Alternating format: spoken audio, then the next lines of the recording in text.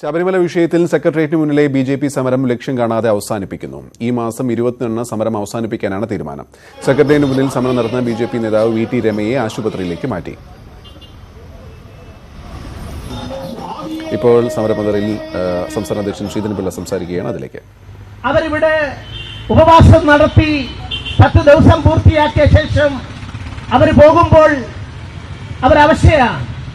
പക്ഷെ ഞാനൊന്ന് പറയാൻ ആഗ്രഹിക്കുന്നു. കുറഞ്ഞ പക്ഷം മര്യാദ, രാഷ്ട്രീയ മര്യാദ എന്ന് പറയുന്ന ഒരു വാക്കെങ്കിലും പാലിക്കാൻ CPM-കാരും അവരുടെ പത്രരംഗത്തെ ഫ്രാക്ഷനും തയ്യാറാകേണ്ടതായിരുന്നു. മാന്യതയില്ലാതെയാണ് പ്രതികരിച്ചത്. ഇവിടെ കിടന്നവര് അത് EN രാധാകൃഷ്ണൻ പാർട്ടിയുടെ ജനറൽ സെക്രട്ടറിയാണ്. CK പത്മനാഭൻ വർത്തമാന കേരള രാഷ്ട്രീയത്തിലെ ഏറ്റവും ശ്രദ്ധേയനായ ജനനായകനാണ്, പഴയ പ്രസിഡന്റാണ്. അതിനുശേഷം ശോഭാ സുരേന്ദ്രൻ ദേശീയ നിർവാഹക സമിതിയിൽ ദേശീയ നേതൃനിരയിലേക്ക് വന്ന സംസ്ഥാന ജനറൽ സെക്രട്ടറിയുടെ ചുമതല വഹിക്കുന്ന കേരളത്തിലെ ഏറ്റവും ശ്രദ്ധേയയായ രാഷ്ട്രീയ നേതാവാണ്. പിന്നീട് കിടന്ന ആളെ കുറിച്ച് ഒരു പാർട്ടിയുടെ ഭരിക്കുന്ന പാർട്ടിയുടെ സംസ്ഥാന സെക്രട്ടറി പറഞ്ഞു അയാളെ ആരാന്ന് അറിയില്ലെന്നാ പറഞ്ഞത്. ഞാൻ ഒന്ന് പറയാം.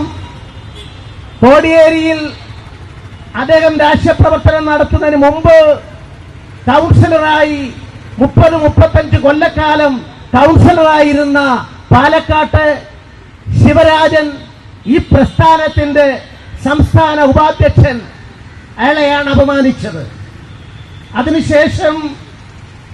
അതിനുശേഷം കിടന്ന PM വേലായുധൻ, നിങ്ങൾക്കറിയാമോ, പട്ടികജാതി സമുദായത്തിൽ നിന്നും കേരള രാഷ്ട്രീയത്തിൽ, വർത്തമാന രാഷ്ട്രീയത്തിലുള്ള ഏത് പാർട്ടിയുടെ ഏത് നേതാവിനേക്കാളും ഉജ്ജ്വലമായി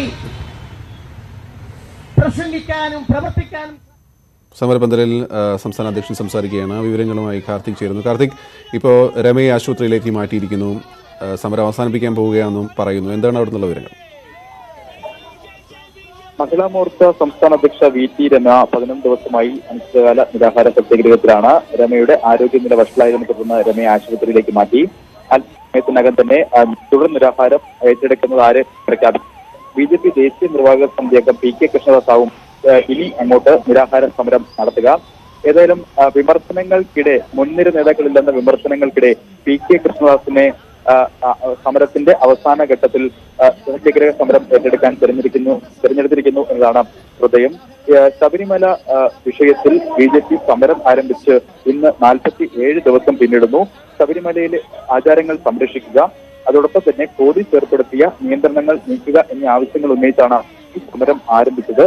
എന്നാൽ നടയടയ്ക്കുന്നതോടുകൂടി സമരത്തിന് ആധാരമായ ആവശ്യങ്ങൾ അപ്രസക്തമാവുകയാണ്. അതുകൊണ്ട് തന്നെ ഈ സമരം അധികം മുന്നോട്ട് കൊണ്ടുപോകേണ്ടതില്ല എന്നാണ് BJPയുടെ തീരുമാനം. ചൊവ്വാഴ്ച BJP സെക്രട്ടേറിയറ്റിന് മുന്നിൽ നടത്തുന്ന അനിശ്ചിതകാല നിരാഹാര സത്യാഗ്രഹം അവസാനിപ്പിക്കും. അതിനുശേഷമുള്ള സമര പരിപാടികളെ കുറിച്ച് ശബരിമല കർമ്മസമിതിയുമായി ആലോചിച്ച് തീരുമാനിക്കും എന്നാണ് അറിയിച്ചിരിക്കുന്നത്. അതോടൊപ്പം തന്നെ BJP ദേശീയ അധ്യക്ഷൻ അമിത്ഷാ ഉൾപ്പെടെയുള്ളവരുമായി ഇക്കാര്യങ്ങളിൽ ആലോചിച്ച് ഇനി അങ്ങോട്ടുള്ള പ്രതിഷേധ പരിപാടികൾ തീരുമാനിക്കും എന്നാണ് ഇവർ വ്യക്തമാക്കുന്നത്. ഏതായാലും അനിശ്ചിതകാല നിരാഹാര സമരം ചൊവ്വാഴ്ച വരെ തുടരും. ഇനിയുള്ള ദിവസങ്ങളിൽ BJP ദേശീയ നിർവാഹക സമിതി അംഗം PK കൃഷ്ണദാസാവും അനിശ്ചിതകാല നിരാഹാര സത്യാഗ്രഹ സമരത്തിന് നേതൃത്വം നൽകുക. ശരി കാർത്തിക്.